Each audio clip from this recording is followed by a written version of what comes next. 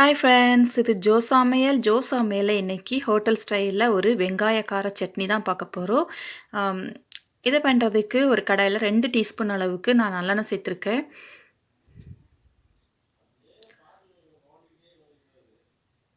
அது கூட 3/4 டீஸ்பூன் அளவுக்கு எள்ளு சேர்த்துக்கோங்க. வெள்ளை எள்ளு சேர்த்துக்கலாம், அப்படி இல்லைன்னா கருப்பு எள்ளு சேர்த்துக்கலாம். 3/4 டீஸ்பூன் அளவுக்கு உளுந்தம் பருப்பு அதையும் சேர்த்துக்கோங்க. சேர்த்துட்டு நல்லா வறுத்துக்கோங்க.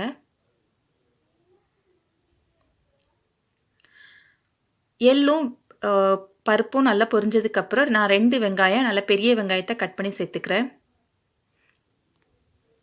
இந்த சட்னி வந்து நல்ல டேஸ்ட்டாக இருக்கும், நல்ல காரசாரமாக நல்லா இருக்கும்.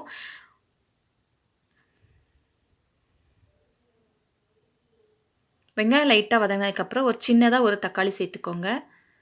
2 வெங்காயத்துக்கு சின்னதாக ஒரு தக்காளி சேர்த்துக்கோங்க. ரொம்ப தக்காளி சேர்க்கக்கூடாது, ஏன்னா இது வந்து வெங்காய கார சட்னி. கூடவே ஒரு 3 காஞ்ச மிளகா சேர்த்துக்கோங்க. 3லேருந்து 4 வரைக்கும் சேர்க்கலாம். அதே போல் பூண்டு பல் ஒரு 3 பல் சேர்த்துக்கோங்க. கொஞ்சம் கருவேப்பிலை அதையும் சேர்த்து நல்லா வதக்கிக்கோங்க. இப்போ வந்து இந்த 2 வெங்காயத்துக்கு வந்து சின்ன சைஸ் ஒரு சின்ன சைஸ் அளவுக்கு புளி அந்த அளவு எடுத்திருக்கேன். ரொம்ப சேர்த்திங்கன்னா புளிப்பாயிடும். அதனால் கரெக்டாக அந்த 2 வெங்காயத்துக்கு ஒரு சின்ன சைஸ் அளவுக்கு புளி, கொஞ்சம் உப்பு, இதுக்கு தேவையான அளவு உப்பு சேர்த்து அந்த தக்காளி நல்லா வேகிற வரைக்கும் நல்லா வதக்கிக்கோங்க.